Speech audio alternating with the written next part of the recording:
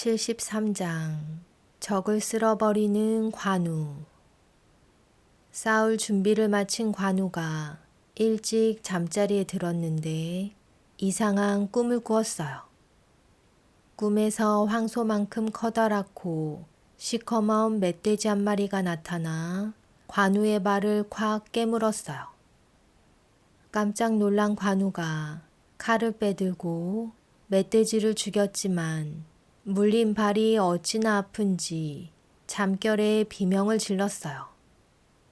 화들짝 잠에서 깬 관우가 자리에서 벌떡 일어나 보니 꿈속에서 멧돼지에게 물린 왼쪽 발이 잠이 깬 후에도 쑤시고 아팠어요. 별 이상한 꿈도 다 있네. 불길한 예감이 든 관우는 아들 관평과 신하들을 불러 모아 꿈 이야기를 했어요. 아들 관평이 먼저 입을 열었어요. 멧돼지는 용을 가리키기도 합니다. 용이 아버님의 발을 문 것은 싸움에서 이겨 더 높은 자리에 오를 뜻인 것 같습니다. 그러자 신하 하나가 고개를 저으며 말했어요. 발을 물린 것은 좋다고 볼 수 없습니다. 이번 싸움에서 조심하시는 것이 좋을 듯 합니다. 그렇게 의견이 엇갈리자 관우는 한참 동안 생각에 잠기더니 이내에 입을 열었어요. 내 나이 벌써 60에 가까우니 지금 죽은들 무엇이 아쉽겠소. 그따위 꿈에 정신을 빼앗기지 않을 것이오.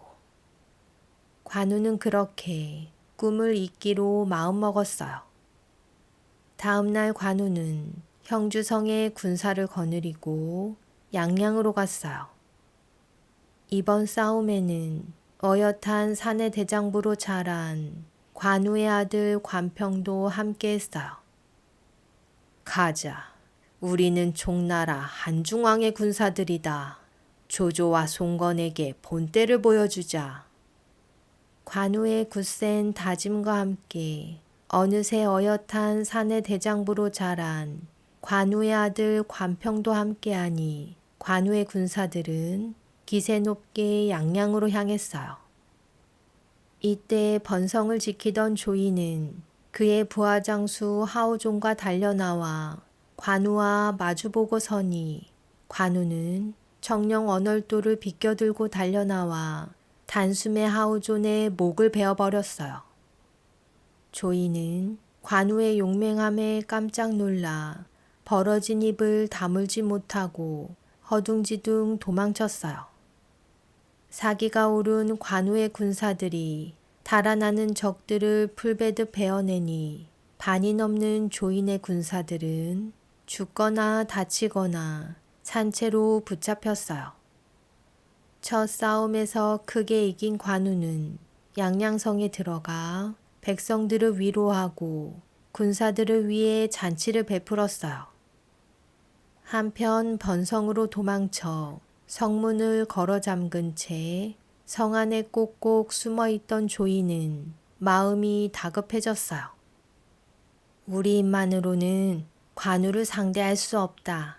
업군 땅의 위왕 조조에게 도와달라 해야겠다. 조이는 그 즉시 날쌘 병사 한 명을 보냈어요. 병사는 관우의 포위망을 뚫고 업군으로 달려갔어요. 조조는 조인이 보낸 병사의 말을 듣고는 장수들을 불러 모아 물었어요. 누가 번성으로 가 조인을 돕겠느냐? 조조의 물음에 조조의 부하장수 우금이 가장 먼저 나섰어요. 제가 가겠습니다. 저에게 장수 한 명만 더 붙여주시면 번성으로 가 조인을 돕겠습니다. 조조는 고개를 끄덕이며 장수들에게 다시 물었어요. 누가 우금과 함께 번성으로 가겠느냐? 조조의 물음에 번쩍 손을 든 이가 있으니 조조가 장로에게서 빼앗은 장수 방덕이었어요. 저를 보내주시면 관우를 사로잡아 조조 대왕께 바치겠습니다. 자신감 넘치는 방덕의 대답에 조조는 만족스러운 미소를 지었어요. 관우가 말하길 하늘 아래 자신을 상대할 자가 없다고 뽐내더니 이제 제대로 된 임자를 만났구나. 그대들이 함께 간다면 반드시 관우를 막을 수 있을 것이다. 조조는 그 즉시 우금을 사령관으로 방덕을 부사령관으로 임명하고 번성으로 출발할 것을 명령했어요. 우금이 자리에서 물러나와 떠날 준비를 하고 있을 때 장수 하나가 우금에게 다가와 물었어요. 장군께서는 어찌 큰 싸움을 앞두고 방덕을 부사령관으로 삼으셨습니까? 우금이 되물었어요. 방덕과 함께 떠나는 것이 잘못되었다는 말이오. 방덕은 본래 마초의 부하장수였으며 방덕과 마초는 가까운 사이였습니다. 지금 마초는 총나라의 5호 대장이 되었으니 방덕이 그들과 싸우다 우리를 배신하지 않으리라 어찌 확신하신단 말입니까? 화들짝 놀란 우금은 그 즉시 조조에게 달려가 이 사실을 알렸어요. 아차 싶었던 조조가 방덕을 불러 부사령관 임명을 취소하자 방덕이 두 눈을 동그랗게 뜨고 물었어요. 저는 대왕을 위해 온 힘을 다하려 하는데 어찌하여 대왕께서는 저를 보내지 않으십니까? 방덕의 물음에 조조는 사실 그대로 말해 주었어요. 나는 그대를 믿는다. 하지만 모든 이들이 그대가 모시던 마초가 유비를 돕고 있어 믿을 수 없다며 한사코 말리니 나로서도 어쩔 수 없지 않느냐. 조조의 말에 방덕은 자신의 머리를 땅바닥에 찧어 피를 철철 흘리며 억울해했어요. 제가 한때 마초의 부하였던 것은 사실이지만 마초는 용기만 있지 지혜가 없어 가진 땅을 모두 잃고 떠돌아다니다 이제 유비의 부하가 되었습니다. 나와 마초의 의리는 서로 다른 주인을 섬기기 시작하면서 끊어졌는데 대왕께서는 어찌하여 지난 일로 저를 평가하십니까? 저는 한중 땅에서 대왕께 항복한 후 언제나 대왕의 은혜를 갚을 날만 손꼽아 기다려왔습니다. 부디 제가 대왕께 은혜를 갚을 수 있도록 저를 믿고 보내주십시오. 방덕이 바닥에 찧어 찢어진 머리에 피를 줄줄 흘리며 애원하자 조조는 자리에서 일어나 방덕의 등을 쓰다듬었어요. 어리석은 신하의 말을 듣고 그대를 의심했으니 내가 큰 잘못을 저질렀소. 그대가 나를 배신하지 않는 한 나 또한 그대를 버리지 않을 것이오. 좋소. 번성으로 떠나시오. 방덕은 눈물을 흘리며 조조에게 거듭 감사의 절을 했어요. 며칠 후 마침내 모든 준비를 마친 우금과 방덕은 번성을 향해 출발했어요. 그런데 말을 탄 방덕의 옆에 수레에 놓인 기다란 나무 상자가 조조의 눈에 들어왔어요. 저 수레에 놓인 기다란 나무 상자는 무엇이요? 방덕이 대답했어요. 시체를 넣을 관입니다. 조조는 휘둥그레진 두 눈으로 다시 물었어요. 관이라니 누가 죽었단 말이오? 방덕이 입술을 굳세게 다물고 대답했어요. 아닙니다.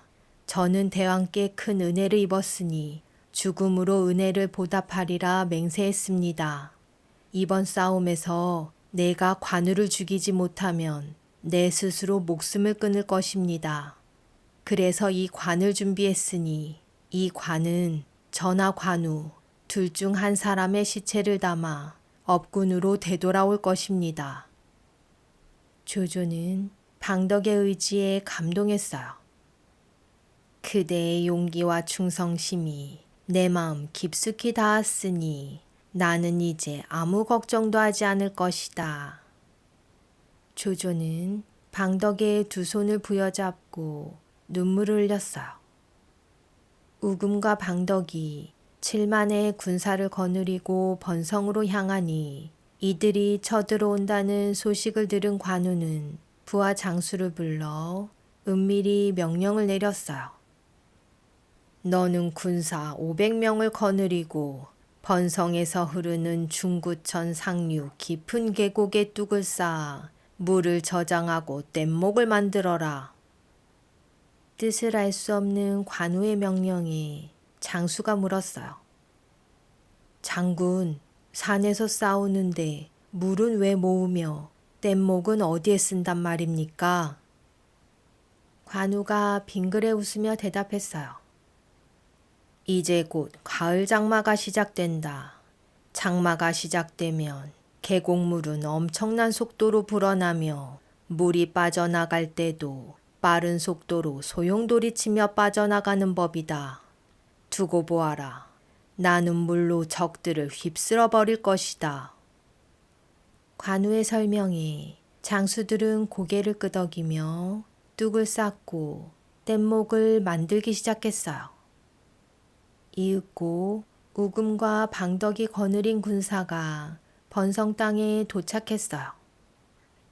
우금과 방덕은 번성에서 북쪽으로 4km 떨어진 바위산 골짜기에 진영을 쳤어요.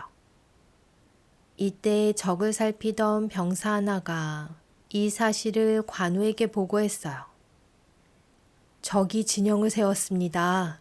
그런데 놀랍게도 방덕이 장군님을 죽여 업군으로 가져갈 것이라며 관을 가지고 왔습니다.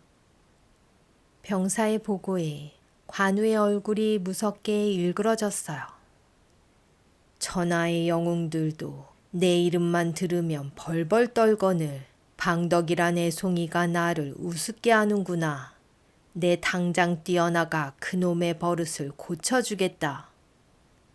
머리끝까지 화가 난 관우는 그 즉시 청룡 언얼도를 집어들고 적토마에 타 방덕에게 달려갔어요. 방덕은 어디 있느냐? 관우가 왔으니 방덕은 어서 나와라. 관우의 말이 끝나기가 무섭게 방덕이 은빛 투구에 푸른 도포를 휘날리며 늠름하게 달려나왔어요. 그래, 네 놈이 찾던 방덕이 여기 있다. 나는 위왕의 명령을 받고 네 놈의 목을 베러 왔으니 살고 싶으면 지금 당장 항복하거라. 관우는 어이가 없어 웃음이 터져 나왔어요. 가소로운 놈, 주둥이만 살았구나. 너 같은 쥐새끼의 목을 베기에 내 칼이 아깝다. 방덕은 얼굴을 붉히며 관우에게 달려들었어요. 그따위 실력으로 나를 상대하겠다는 것이냐? 관우는 비웃음을 날리며 20kg이 넘는 청룡 언얼도를 가볍게 휘두르며 방덕의 칼 끝을 뿌리쳤어요. 두 사람의 칼이 맞부딪히자 불꽃이 튀었어요. 하지만 방덕은 만만한 상대가 아니었어요. 양쪽의 군사들 모두 넋을 잃고 구경하니 두 장수는 1시간이 넘게 겨루었지만 승부가 나지 않았어요. 그러자 혹시나 방덕이 실수할까 걱정되었던 우금이 먼저 북을 울려 신호를 보내자 방덕은 그때서야 말머리를 돌려 자신의 진영으로 돌아갔어요. 방덕은 관우의 실력에 감탄했어요. 사람들이 관우를 가리켜 영웅이라 하더니 그 이유를 오늘에야 알겠다. 관우 역시 자신의 진영으로 돌아와 방덕의 실력에 감탄했어요. 방덕이란 놈이 제법 칼을 쓸 줄 아는구나. 오랜만에 싸움할 맛이 난다.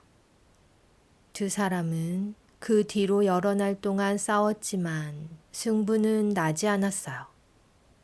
시간은 흐르고 흘러 달이 바뀌고 8월이 되자 관우의 말대로 장맛비가 내리기 시작했어요.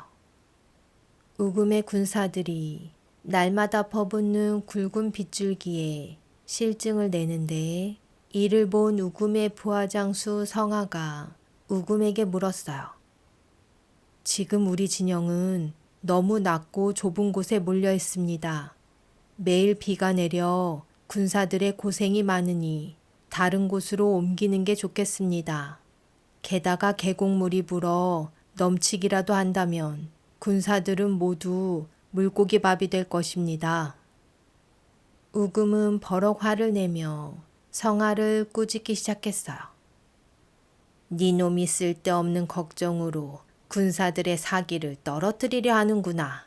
당장 물러가지 않으면 네 놈의 목을 베어버릴 것이다. 성하는 찍소리도 못하고 우금의 막사에서 나와 방덕에게 달려갔어요. 성하의 이야기를 다 들은 방덕은 고개를 끄덕이며 대꾸했어요. 그대의 말이 옳소.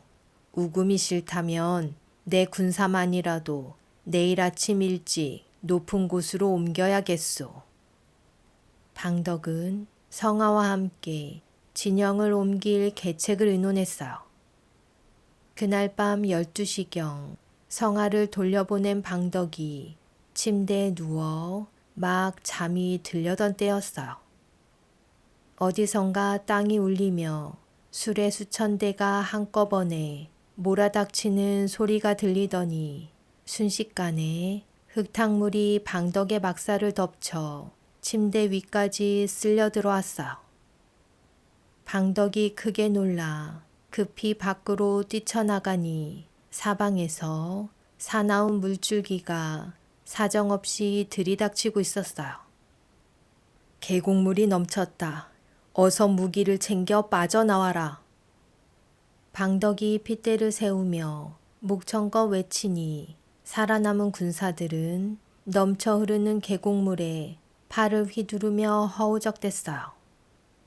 어느덧 해가 뜨고 날이 밝자 그제서야 주변의 모습들이 눈에 들어오니 방덕의 진영은 흔적도 없이 사라지고 온통 늪과 같은 진흙탕으로 변해 있었어요.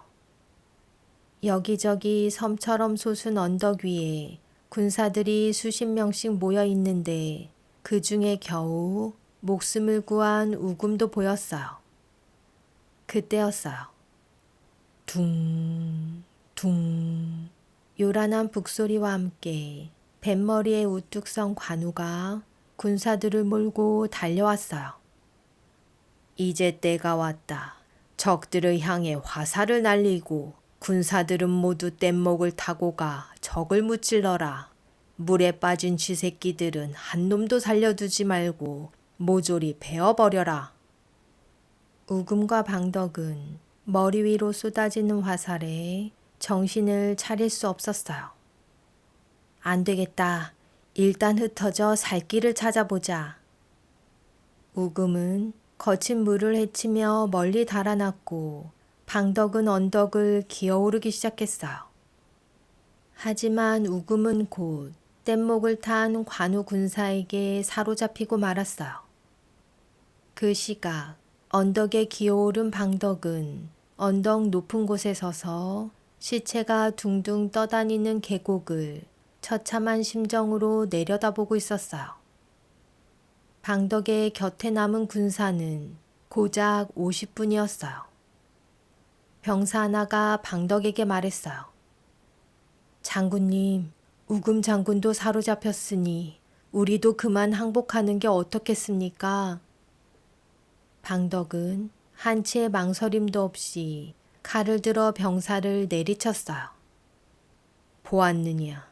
또다시 나에게 항복을 말하는 자는 이놈처럼 될 것이다.